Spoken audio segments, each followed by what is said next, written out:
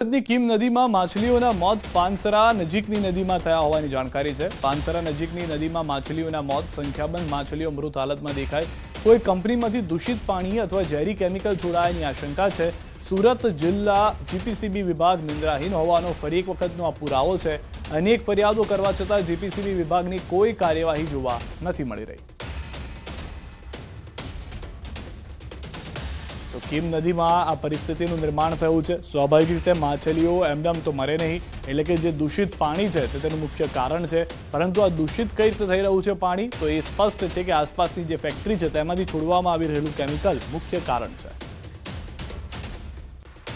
સુરેન્દ્રનગરથી સમાચાર। લખતર કડુ વિસ્તારમાં આગ લાગી છે। 350 વીઘા જમીનમાં આગ લાગી છે।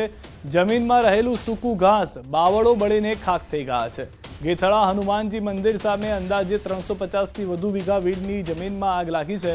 આગને કારણે વીડની જમીનમાં રહેલું સૂકું ઘાસ, બાવળો સહિતનો જથ્થો બળીને ખાખ થઈ જતા નુકસાન થયું છે। લખતર મામલતદાર, નાયબ મામલતદાર સહિતના અધિકારીઓને જાણ થતાં ઘટના સ્થળે પહોંચી વધુ કામગીરી હાથ ધરવામાં આવી છે। અરવલ્લીથી સમાચાર। ઘઉંના ખેતરમાં આગ લાગી છે। વીજ લાઇનનો વાયર તૂટતા આગ લાગી છે। 4 વીઘા ઘઉંનો પાક આગમાં હવાલે થઈ ગયો છે। માલપુરના અણિયા કંપા બની છે ઘટના। ખેડૂતોએ ટ્રેક્ટર દોડાવીને આગ કાબૂમાં લીધી। ખેડૂતનો મહામૂલો પાક આગમાં હોમાઈ જતા મોટું નુકસાન થયું છે। દ્રશ્યો પણ આપ જોઈ રહ્યા છો। અણિયાર કંપા બની છે આ ઘટના। જે 4 વીઘા ઘઉંનો પાક છે તે આગના હવાલે થઈ ગયો છે। મોટું નુકસાન થયું છે। આસપાસથી લોકો આવ્યા હતા, પરંતુ વીજ લાઇનનો વાયર તૂટતા આગ એટલી ઝડપથી પ્રસરી ગઈ કે લોકોની મદદ લેવામાં આવવા છતાં આગ પર કાબુ મેળવવામાં સમયસર સફળતા ન મળી, જેના કારણે મોટું નુકસાન ખેડૂતને થવાનો વારો આવ્યો છે। તો અરવલ્લીમાં હોળીના દિવસે ડુંગર પર આગ લાગી છે। શામળાજી પાસે રાજસ્થાન બોર્ડર વિસ્તારમાં આગ લાગી છે। ડુંગર વિસ્તારમાં વિકરાળ આગ જોવા મળી રહી છે। શામળાજી ઉદયપુર હાઈવે પર ગોટે ગોટા દેખાયા। ડુંગર વિસ્તારની વનરાજી બળીને ખાખ થઈ ગઈ છે। હોળી સમયે બનતી હોય છે આગની ઘટના, ત્યારે આ ફરી એક વખત આગની ઘટના જોવા મળી રહી છે। તો અરવલ્લીની અંદર જ આ બે દ્રશ્યો અમે આપને બતાવીશું કે જ્યાં આગળ આગની ઘટના જોવા મળી રહી છે। એક તરફ શામળાજી પાસે રાજસ્થાન બોર્ડર વિસ્તારમાં આગની ઘટના છે, બીજી તરફ એક ખેડૂતને પણ 4 વીઘા જમીનમાં નુકસાની સહન કરવાનો વારો આવ્યો છે। અને ત્રીજા દ્રશ્યો સુરેન્દ્રનગરના છે કે જ્યાં પણ આગની ઘટના ઘટી છે। આખું જે 350 વીઘા જમીન છે તે આગના હવાલે થઈ ગઈ છે અને ખેડૂતને આ તરફ અરવલ્લીમાં નુકસાની વેઠવાનો વારો આવ્યો છે। વડોદરા શહેરમાંથી પસાર થતી ભૂખી કાંસને કોર્પોરેશન 41 કરોડના ખર્ચે કરશે ડાયવર્ટ। કોર્પોરેશને અલગ અલગ 2 ટેન્ડર કર્યા છે મંજૂર, જેમાં કેનાલની છાણી જકાતનાકા સર્કલ અને છાણી જકાતનાકા સર્કલથી નિઝામપુરા સ્મશાન ગૃહ સુધી ભૂખી કાંસને ડાયવર્ટ કરવાની કામગીરી શરૂ થઈ છે। સોખડાથી આવતું પાણી સીધું જ વિશ્વામિત્રી નદીમાં પસાર થાય તેવું પાલિકાનું આયોજન છે। 3 કિલોમીટર વિસ્તારમાં ભૂખી કાંસને પાલિકા 5 મહિનામાં કરશે ડાયવર્ટ। પાલિકાના નિર્ણયનો ઉત્તર ઝોન વિસ્તારમાં રહેતા નાગરિકો કરી રહ્યા છે વિરોધ। નાગરિકોએ કહ્યું કે ભૂખી કાંસને ડાયવર્ટ કરવાની જરૂર નથી, ભૂખી કાંસ પરના દબાણો દૂર કરવા જોઈએ। ભૂખી કાંસને ડાયવર્ટ કરશો તો સોસાયટીઓમાં ચોમાસામાં હજી પાણી ભરાશે। પાલિકા રૂપિયાનું વેડફાટ કરતી હોવાનો કોંગ્રેસનો આરોપ। સ્થાયી ચેરમેને કહ્યું કે ભૂખી કાંસને ડાયવર્ટ કરવાથી ઉત્તર ઝોનમાં આવતી સોસાયટીઓમાં પૂરના પાણી નહીં આવે।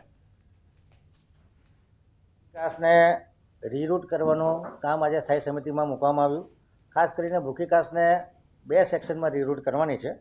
પહેલો સેક્શન છે ભૂખી કાંસને કેનાલથી છાણી જકાતનાકા સુધી લગભગ 1300 મીટરનો એરિયા છે। 4.5 બાય મીટરની વરસાદી ચેનલ અને ક્લોઝ ચેનલ સ્લેબ સાથેની બનાવવાની છે, જેનો ખર્ચ લગભગ 18.44 કરોડ રૂપિયા વત્તા જીએસટી સાથેનો ખર્ચ છે, જેને 1.5% ઓછાના ભાવથી મંજૂર કરવામાં છે। કામ જે છે એ અત્યારે તમે જુઓ કે રોજે રોજ ખાતમુહૂર્ત કરી રહ્યા છે કે અમે એ બતાવવા એવું માંગીએ છીએ કે અમે પૂર જે આવ્યું, પૂરમાં લોકોને હોનારત જે થઈ છે એને બચાવવાના કાર્યો કરીએ છીએ। એ બચાવવાના કાર્યો કરે છે કે પછી ફંડ લાવવાના કાર્યો કરે છે તો એમને જ ખબર છે। પોતાને 6 મહિના બાકી રહ્યા છે એટલે લાયસન્સ આપ્યું છે।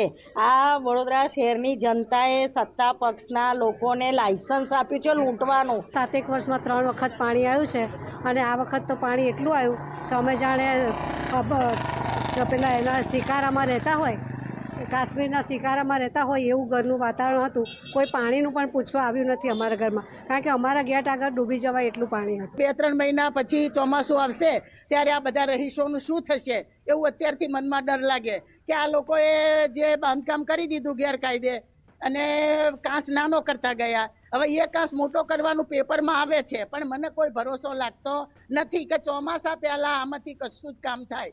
કશું કામ થવાનું નથી આમાંથી. હજી તો માંડ ઉનાળાની શરૂઆત થઈ છે.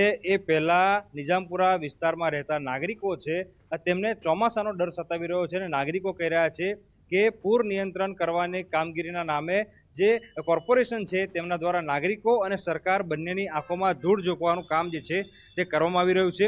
અત્યારે તમે આ જે દ્રશ્યો જોઈ રહ્યા છો તે આ કાચના દ્રશ્યો છે, ભૂખી કાચ છે અને ભૂખી કાચને ડાયવર્ટ કરવાની વાત જે છે તે કોર્પોરેશન દ્વારા કરવામાં આવી રહી છે, પરંતુ નાગરિકોનું સ્પષ્ટ કહેવું છે કે અલગ અલગ અખતરા કર્યા વિના આ કાચ ઉપર જ્યાં જ્યાં દબાણો કરવામાં આવ્યા છે એ દબાણો જો દૂર કરી દેવામાં આવે અને કાચની સાફ સફાઈ જો કરવામાં આવે તો અહીંયા જે પાણી ભરાવાની સમસ્યા જે છે તેનું નિરાકરણ આવી શકે છે. પરંતુ જે કોર્પોરેશન છે તે નાગરિકોની વાતને માનવા તૈયાર નથી. એના કારણે નાગરિકો જે છે તે કોર્પોરેશનની કામગીરી સામે નારાજ જોવા મળી રહ્યા છે અને દબાણો પણ બતાવીશું કે જોઈ શકાય છે કે કોર્પોરેશનના નાક નીચે જ આ જે બિલ્ડર છે તેના દ્વારા આ જે ભૂખી કાચ છે તેના પર દબાણ જે છે તે કરવામાં આવ્યું છે. આ એક સ્થળના દ્રશ્યો નહીં, પરંતુ જુદા જુદા વિસ્તારમાં આ જ રીતે આ જે કાચ છે તેના પર દબાણ જે છે તે કરી દેવામાં આવ્યું છે. આ ભૂખી કાચને રીરૂટ કરવાના નામે કોર્પોરેશન દ્વારા લગભગ 40 કરોડનો જે પૈસા જે છે તેનો વેડફાટ જે છે તે કરવામાં આવશે. બીજી મહત્વની વાત છે કે કોર્પોરેશન પાસે આ ભૂખી કાચનો નકશો જ નથી. ભૂખી કાચનું ડિમાર્કેશન કર્યા વિના ધરાર કામગીરી કરાશે તો સ્થાનિક લોકો જે છે તે કાયદાકીય લડતની જે છે તે ચીમકી ઉચ્ચારી રહ્યા છે. એટલે ટૂંકમાં કહીએ કે કોર્પોરેશન જે છે તે અત્યારે પૂર નિયંત્રણ કરવાના બહાને અહીંયા જે કામગીરી કરશે તેનાથી ભવિષ્યમાં આ વિસ્તારમાં જો પૂર નહીં આવ્યું હોય તે પણ પૂર આવવાની શક્યતાઓ પૂરેપૂરી રહેલી છે.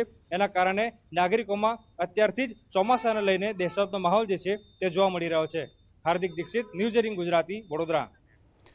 સમગ્ર દેશ અને દુનિયા હાહાકાર મચાવનાર કોરોનાના કેસમાં હાલ ભલે નહિવત હોય, પરંતુ કોરોના બાદ તેની ગંભીર અસર જોવા મળી રહી છે. મૂળ ભારતના અને યુએસમાં સ્થાયી ડોક્ટર કશ્યપ પટેલના રિસર્ચમાં ચોંકાવનારા તારણો જોવા મળ્યા. કેન્સર અને હાર્ટ એટેક જેવા રોગોનું પ્રમાણ વધ્યું છે. કોરોનાની જે આફ્ટર ઇફેક્ટ છે તેને યુએસમાં લોંગ કોવિડ કહે છે. આ લોંગ કોવિડમાં હૃદય, ફેફસા, હોજરી, લીવર, બ્રેઇન અને જોઇન્ટ્સમાં સહિત તમામ અંગોમાં ચેન્જીસ જોવા મળ્યા છે. યુએસમાં 70 લાખ લોકોને લોંગ કોવિડની ઇફેક્ટ છે. લોંગ કોવિડમાં માનસિક તણાવ વધ્યો હોવાનું પણ સામે આવ્યું છે. આફ્ટર ઇફેક્ટ કોરોનાની છે એને લોકો લોંગ કોવિડ કહે છે. અને લોંગ કોવિડમાં હૃદય, ફેફસા, હોજરી, આપણે લીવર, બ્રેઇન અને જોઇન્ટ્સ આ બધામાં ઇન્ફ્લેમેશનના ચેન્જીસ એટલા બધા થયા છે કે એકચ્યુઅલી લગભગ બધા ઓર્ગનમાં ઇફેક્ટ જોઈ છે. અમે છે ને એક 300 પેશન્ટ બહુ ઇન્ટેન્સિવ ડેટા કર્યો છે, તો એમાં લગભગ 40% પેશન્ટના લીવર સ્વોલન લાગે, પછી લગભગ 20-25% પેશન્ટના ફેફસામાં અમે પ્લસ કાર ટીસ્યુ જોઈ કે નાની પેલી એ જોઈ ચકામાં જોયા છે.